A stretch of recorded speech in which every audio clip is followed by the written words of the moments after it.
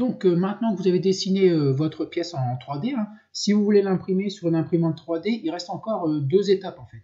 Quand vous avez créé votre pièce en 3D ici sur SolidWorks, vous devez ensuite créer un fichier STL, d'accord? Et ce fichier STL là, vous devez le passer en fait encore dans un autre logiciel qui s'appelle un trancheur. En fait, c'est un trancheur qui va vous faire le fichier qui va vous permettre de l'imprimer, d'imprimer cette pièce là dans une imprimante 3D. Donc en gros, si on résume, il y a trois étapes. C'est je dessine la pièce sur SolidWorks, c'est ce que vous venez de faire.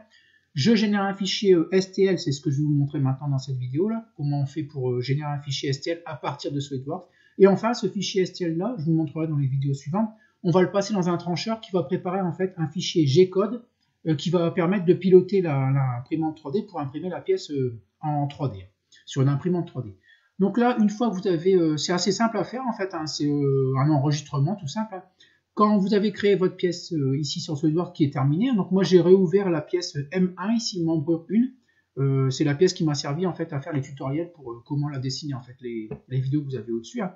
Donc ici moi j'ai rouvert M1, ici on voit qu'elle s'appelle M1, on voit également ici en haut là M1.SLDPRT, donc c'est M1 SolidWorks Part, donc c'est une pièce SolidWorks. Donc vous ouvrez la pièce que vous voulez imprimer en 3D, hein, donc il faudra faire ça pour chaque pièce que vous avez dessinée, d'accord? Il faudra créer un fichier STL pour chaque pièce que vous avez dessinée.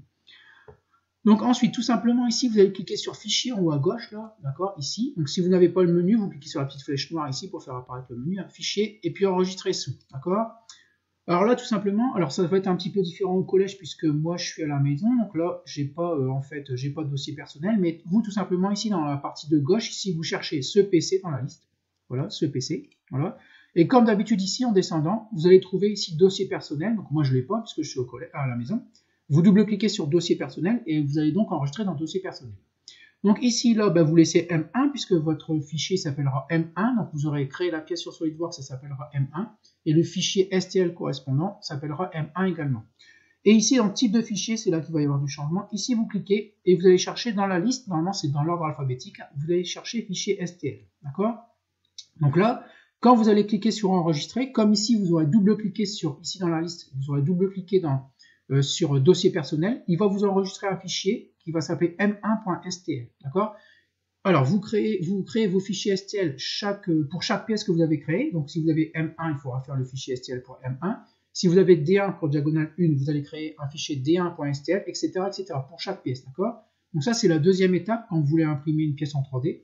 Vous créez en fait le fichier SolidWorks, comme je vous ai montré dans les tutoriels juste avant. Vous faites le fichier STL comme je viens de vous montrer là, et après je vais vous montrer comment on passe ce fichier STL là dans un trancheur pour préparer le fichier G-code qu'on passera dans l'imprimante 3D, d'accord? Donc là bien sûr quand vous avez bien double-cliqué ici sur dossier personnel, que vous avez mis fichier STL, vous cliquez sur enregistrer, donc bon, moi je vais pas le faire parce que je suis à la maison, hein. Et puis vous cliquez sur enregistrer, voilà, donc moi je le fais pas. Là il va vous générer, alors je vais vous montrer quand même parce que ça fait un petit truc bien particulier, voilà, je vais le faire quand même, moi je vais pas m'embêter. Je vais le mettre donc M1 ici, on met bien STL. Je vais l'enregistrer à côté de M1. Bon, je vais le mettre sur le bureau. Voilà, je vais vous montrer ça va faire. Je vais le mettre sur le bureau, je ne vais pas m'embêter. Vous mettez bien ici ce PC dossier personnel. Hein. Je l'enregistre. Voilà. Alors, il y a une petite fenêtre qui va apparaître. Ouais, voilà. Donc ensuite, voilà, il vous fait un fichier STL. On le voit derrière ici et vous cliquez sur oui, d'accord. Et voilà, votre fichier STL est généré, d'accord. Donc si on va voir sur le bureau, j'aurai un fichier m1.stl. Voilà. Donc voilà pour ce que vous devez faire avant de le passer dans le trancheur et c'est ce que je vais vous montrer dans les vidéos suivantes.